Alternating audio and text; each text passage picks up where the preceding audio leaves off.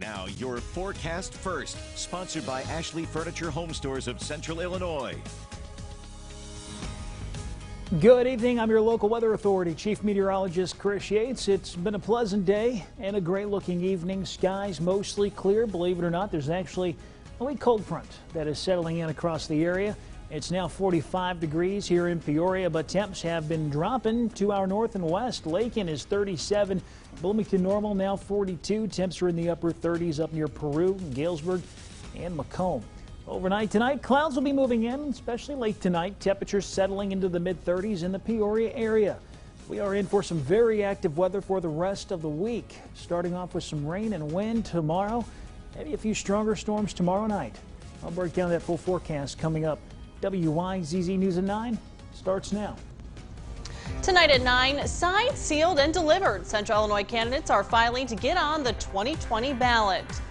Also, 2 accused shooters under arrest. The ongoing investigation into a house party that turned deadly. And joining forces, how 2 Peoria family centers are partnering to provide an even stronger service for the community. But first, the Peoria Public School Board is taking new steps to help students dealing with issues like violence, poverty, and stress. This tops our 9 at 9 tonight. Thank you for joining us. I'm Kimberly Eaton. Manash Gungwari just got back from the meeting tonight and explains the changes coming to the district. Manash. Kimberly, student schoolwork is often affected when kids witness gun violence or find themselves in environments with a lot of drug use. Because of that, educators in District 150 will now be using new technology to take a better approach when dealing with those students. Tonight, board members entered an agreement with Lifting Up LLC. The company will create a software geared toward helping district leaders identify kids who may have outside factors that could affect their learning. What this does is it helps inform Peoria Public School staff so they have context. So when my student isn't acting quite right, they're tardy, or they act out, or they're not paying attention, instead of my child getting discipline and compounding that trauma, instead I can expect Peoria Public School staff to have understanding of that trauma and take a trauma-informed approach. Also tonight, board members voted to add 4 new counselors to help prevent those same students from getting suspended or expelled. But more than that, these counselors will help improve attendance. They will perform home visits and will provide that emotional support that students need during school and after hours as well. Peoria Public School realized we cannot do this alone. So we need community partners such as Family Corps, such as Children's Home, with us partnering with them with therapists to provide those additional services that many of our students and families need. The counselors will be placed at Harrison, Peoria High, Lincoln, and Glen Oak schools. They will begin working with students immediately. Kimberly. Manash, thank you. Well, WYZZ is your local election headquarters. The countdown begins heading into election season. Today marks the first day of candidate filings on the local, state, and federal levels. Candidates waited in line at the Peoria County Election Commission this morning, some there for 2 hours before the doors even opened. In that line, Coroner Jamie Harwood, Auditor Jessica Thomas, County Clerk Rachel Parker, and her opponent Gabe McLeod, as well as State's Attorney Jody Hoos and her opponent Chris McCall, now officially campaigning. Just making sure that everybody feels safe in our community and feels that they are getting a fair shot and that there's justice. Hoos' opponent Christopher McCall also sharing what he would bring to the office. We are looking to be proactive in terms of crime prevention by working with community sponsors and community volunteers to go into communities to talk about triggers, to talk about traumas. In McLean County, Coroner Kathleen Yoder facing off against opponent Abby Sorrells. For Auditor Michelle Anderson, Tricia Malone, and Ron Fazzini will be on the ballot. In Tazewell County, Auditor Shelley Haranka faces opponent Brett Grimm. In Woodford County, County Coroner Tim Rustman hopes to keep his office. 2 Republicans in McLean County tonight answered questions from voters. Our very own Eugene Daniel moderated a town hall with Congressman Rodney Davis and State Representative Dan Brady. Dozens of voters came out to hear what the 2 men had to say on issues like health care, impeachment, and growing jobs in Central Illinois. Congressman Davis also spoke on issues in Washington right now. Will you vote for any USMCA that has the effect of raising drug prices? I'm going to vote for the USMCA that's going to come to the floor because it's better than the current. It's better than the current NAFTA program that's doing nothing to protect prescription drug prices. To watch the entire discussion, head to our Facebook page. Just search for WMBD News. Congressman Davis will see a familiar name on the ballot alongside his.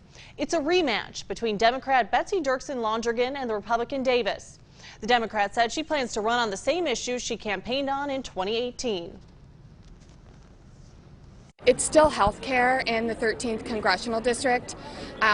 People are fighting the cost of prescription drugs. We really need to lower the cost of prescription drugs and out-of-pocket costs for health care. And we still have a congressman who votes against protecting people with pre-existing conditions and votes against lowering the cost of prescription drugs.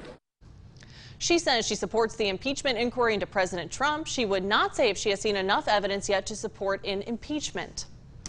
And breaking tonight, one woman is dead and another person seriously hurt after a pileup on War Memorial Drive. Police say just before 5 tonight near Meadowbrook, 4 cars crashed. They say all drivers stayed at the scene. While they investigate, eastbound lanes of War Memorial are still shut down. No word yet on the cause of the crash. 2 men now behind bars after a weekend shooting killed a Peoria mother of 4. Officers arrested 35-year-old Nicholas Pinnell for battery and murder. 35-year-old Marco Brown facing similar charges.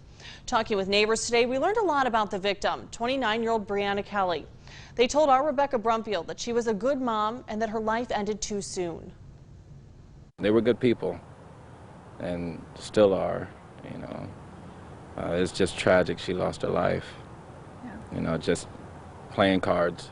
Once a dark and active scene, now quiet in the daylight. Neighbors, though, still thinking about 29-year-old Brianna Kelly, whose 4 children are now without a mom. A good mother, took care of her kids loved her to death, and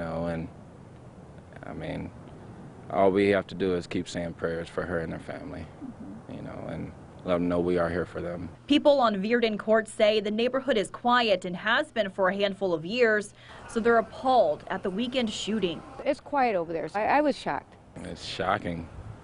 It's shocking. It's sad. While the community deals with the death of this young mother, neighbors like Darnell Reed say it's times like these where people need to have faith in the future. We have to keep hope alive. Yeah, this is devastating, but remember, we're still here for our children as well, too. In Peoria, Rebecca Brumfield, WYZZ News. Well, police have made 2 arrests. The investigation is still ongoing. This was Peoria's 22nd homicide of 2019. Any tips can be phoned into Crime Stoppers anonymously at 309-673-9000. The 21-year-old man accused of helping kill 2 Bradley professors last October pled guilty but mentally ill today. Matthew Roberts' plea deal means he will serve 60 years in prison.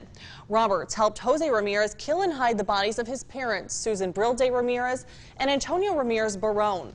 Last week, a judge found Ramirez guilty of the double murder. Combining resources while better serving the community. Neighborhood House and Commonplace will be merging their missions to serve local people at every stage of life. The January 1 unification means Commonplace will dissolve as Neighborhood House absorbs their clients and services.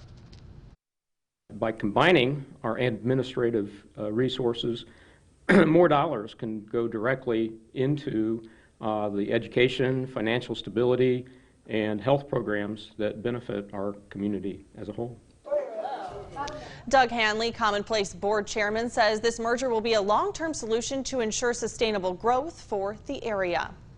Well, now let's check in with Chief Meteorologist Chris Yates for a quick look at the forecast. Hey there, Chris. Hey, Kimberly, a lot going on this week. Pretty much the worst possible week. We could have a lot of active weather. It's all hitting at the same time.